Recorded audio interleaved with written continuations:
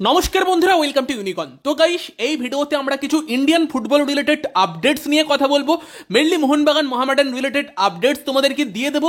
তো interesting video হবে, last অব্দি দেখতে থাকো। আমাদের চ্যানেলে প্রথমবার এলে আমাদের চ্যানেলটিকে সাবস্ক্রাইব করে তার পাশের বেল আইকনটাকে অন করে দিও। তো প্রথমে যদি আমরা শুরু করি মোহামেডানের খবর দিয়ে, তো মোহামেডান এসে কিন্তু তাদের যে ভীষণ একজন গুরুত্বপূর্ণ প্লেয়ার আব্দুল কাদিরি, যিনি চোটের জন্য গোটা মরসুম থেকে ছিটকে গিয়েছেন, যেটা তোমাদেরকে আগেই জানিয়েছিলাম, বিশাল বড় ধাক্কা মোহামেডানের জন্য। তো সেই জায়গাতে কিন্তু নতুন এক বিদেশি প্লেয়ারকে সই করাতে চলেছে, আজকেই সম্ভবত সই হতে চলেছে। যেই প্লেয়ারটার নাম হচ্ছে নুনো রেইস, যিনি কিন্তু একজন পর্তুগিজ সেন্টার ব্যাক, যিনিও আব্দুল কাদিরের মতো versatile player. Abdul Kadiri mainly CDM ছিল, যে সেন্টার ব্যাক এবং সিএম বা আদার্স পজিশনেও খেলতে পারতো। বাট নুনো রেইস কিন্তু সেই জায়গাতে মেনলি সেন্টার ব্যাক, যে সিডিএম খেলতে পারে বা দরকারে রাইট ব্যাকও খেলতে পারে। তো পর্তুগিজ প্লেয়ার, এবং এই প্লেয়ারটাও কিন্তু আসছে এ লিগ থেকে, মেলবোর্ন সিটি থেকে। মেলবোর্ন সিটিতে কিন্তু তিনটে খুব ভালো মরসুম তিনি কাটিয়ে আসছেন, এবং অ্যাকচুয়ালি জেমি ম্যাকক্লারেন তারও কিন্তু ভালো বন্ধু এই নুনো রেইস। তিনি কিন্তু আইএসএল এ আসছেন এবং কলকাতার মোহামেডানের সাথে তিনি খেলতে চলেছেন, এবং ভীষণই এক্সপিরিয়েন্সড একজন প্লেয়ার, যিনি কিন্তু মোহামেডানে যোগ দেবার আগে এ লিগে ছিলেন, মেলবোর্ন সিটির হয়ে খেলেছিলেন এবং ওভারঅল 93টা ম্যাচ তিনি সেখানে খেলে আসছেন। এবং তার সঙ্গে সঙ্গে তিনি কিন্তু মেলবোর্ন সিটি ছাড়াও তার কেরিয়ারের শুরুটা করেছিলেন স্পোর্টিং লিসবন, পর্তুগালের ভীষণই একটা বড় ক্লাব, সেই ক্লাব থেকে।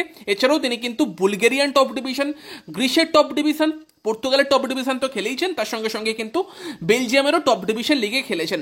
তো সেখানে নুনো রেইসের এক্সপিরিয়েন্স প্রচুর আছে, এবং তারই সঙ্গে সঙ্গে তিনি কিন্তু এএফসি চ্যাম্পিয়ন্স লিগেও খেলেছেন। ফলে ওভারঅল কিন্তু দারুণ এক্সপিরিয়েন্স আছে। বয়স হচ্ছে 33 বছর, হাইট 6 ফুট, এবং সেখানে ভালো প্লেয়ার, অবভিয়াসলি ভালো প্রোফাইল। বাট লাস্ট মরসুম একটু ইনজুরির সমস্যা ছিল। দেখা যাক এই মরসুম তিনি কেমনভাবে সেখানে মোহামেডানে মানিয়ে নিতে পারেন। তবে এই প্লেয়ারটা মানিয়ে নিলে কিন্তু মোহামেডানের জন্য সত্যি একটা ভালো শাইনিং হবে। আব্দুল কাদিরিকে রিপ্লেস করে কত ভালো প্লেয়ার মোহামেডান আনতে পারে সেটা দেখার ছিল। তবে সেখানে দাঁড়িয়ে অবশ্যই আমি বলবো নুনো রেইস কিন্তু অবশ্যই একটা ভালো choice. Even Mumbai city FC তারাও কিন্তু এই মরসুম নুনো রেইসের উপর ইন্টারেস্টেড ছিল।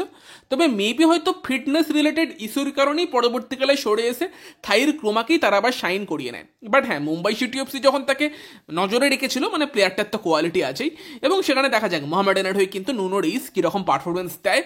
এবং ভালো অপশান, একটা ভালো সই কিন্তু মোহামেডান করিয়ে নিয়েছে।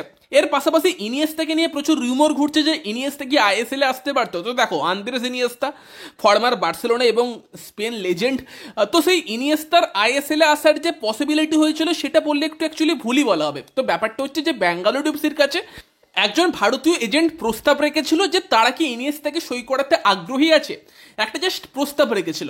তবে ব্যাঙ্গালোর এফসি ঘুরিয়ে কিন্তু খোঁজ খবর নাই, এবং ব্যাঙ্গালোর এফসি জানতে পারে ইনিয়েস্তা মিডল ইস্টেই কন্টিনিউ করতে চলেছে বা করবে, এরকম কিন্তু খবর পায়। তো সেখানে দাঁড়িয়ে কিন্তু ব্যাঙ্গালোর এফসি আর ইন্টারেস্ট দেখায়নি।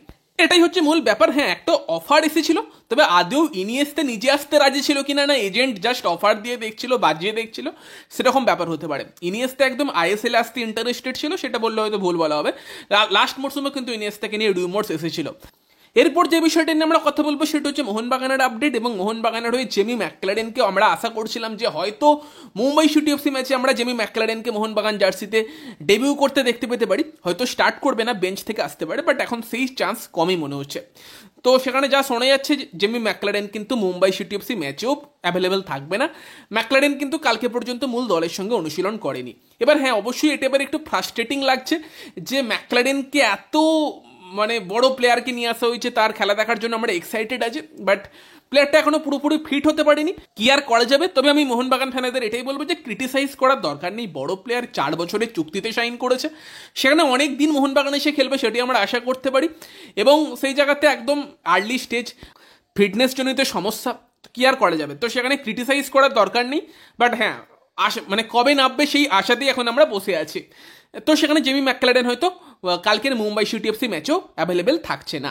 তবে আলবার্তো রড্রিগেজ তিনি কিন্তু কালকে শুরু থেকে স্টার্ট করার মতো জায়গায় সম্ভবত আছেন। মলিনা আজকে ম্যাচের আগের প্রেস কনফারেন্সে কি বলে সেই দিকে নজর থাকবে, বাট আলবার্তো কিন্তু মোটামুটি ফিট ও শুরু থেকে খেলার মতো জায়গায় আছে, সেটাই আশা করা যাচ্ছে। আর এরই সঙ্গে আনোয়ার আলীর যে ব্যাপারটা, সেই ব্যাপারটা তো তোমরা জানোই। তো সেখানে অনেকেই বলছিল দাদা তাহলে কি আনোয়ার আলী লাস্ট অব্দি মোহনবাগানে ফ্রিতে খেলে গেল। তো অ্যাকচুয়ালি ব্যাপারটা সেটাই দাঁড়াচ্ছে যে আনোয়ার আলী যে লাস্ট মরসুমটা মোহনবাগানে খেললো, মোহনবাগানের হয়ে ভালোই খেলেছে, ঠিক আছে, তবে সেই মরসুমটা আনোয়ার অ্যাকচুয়ালি পুরোপুরি ফ্রিতেই খেলেছে, এবং তারও সাথে প্রায় 10 কোটিরও বেশি টাকা ক্ষতিপূরণ দিয়ে যাচ্ছে। মানে টোটাল 12,90,00,000 টাকা যেটা পিএসসি ধার্য করেছে, তার মধ্যে 2 কোটি লাস্ট মরসুমের আনোয়ারের স্যালারি ছিল, সেটাও প্রায় ফ্রি হয়ে যাচ্ছে। এবং ওই টাকাটা মোহনবাগান পাওয়া মানে কিন্তু আনোয়ার আলী লাস্ট মরশুমটা মোহনবাগানে ফ্রিতেই খেলে গিয়েছে। হয়তো আনোয়ারকে মোহনবাগান হারাচ্ছে, সেটা খারাপ লাগার জায়গা থাকবে, তবে যেহেতু আনোয়ার লাস্ট অব্দি নিজেই কন্টিনিউ করতে চায়নি, সেখানে এটা একটা ব্যাপার যে লাস্ট মরশুমটা আনোয়ার পুরোপুরি ফ্রিতেই খেলে গেছে। এবং চুক্তি ভেঙে আনোয়ার যাবার জন্য মোহনবাগান যে টাকার ক্ষতিপূরণটা পাচ্ছে তা দিয়ে আর একটা ভালো প্লেয়ারও সই করিয়ে নেওয়া সম্ভব আনোয়ারের জন্যই। তো এটার ভাবে মোহনবাগান ফ্যানেরা হ্যাপি হতেই পারে। বাকি ইস্টবেঙ্গলের জন্য সমস্যা কিন্তু হয়ে গেল দুটো ট্রান্সফার উইন্ডোর ব্যান হওয়াতে। বাকি আনোয়ার নিয়ে তো আপডেট আগেই দিয়েছি, তবে আনোয়ার কিন্তু কালকে ইস্টবেঙ্গল প্র্যাকটিসে যোগ দিয়েছে, যদিও এখনও খেলতে পারবে না, বাট সে কিন্তু দলের সঙ্গে প্র্যাকটিস করবে। তো গাইস, এই আপডেটগুলোই তোমাদেরকে এই ভিডিওতে দেবার ছিল। ভালো লাগলে লাইক করে দিও, শেয়ার করে দিও, আমাদের চ্যানেলে প্রথমবার এলে আমাদের চ্যানেলটিকে সাবস্ক্রাইব করে তার পাশের বেল আইকনটাকে অন করে দিও। তো চলো গাইস, এই ভিডিওতে এই পর্যন্তই, বাই বাই।